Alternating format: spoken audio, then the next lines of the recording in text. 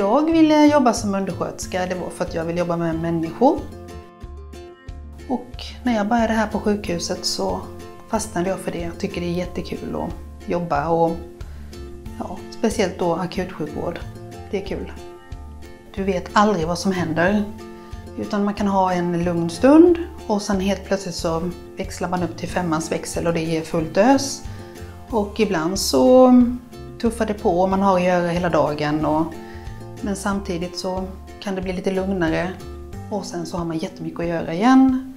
Så man vet ju om att barnen ska födas men du vet liksom aldrig riktigt hur dagen blir. Och det är spännande, det är kul.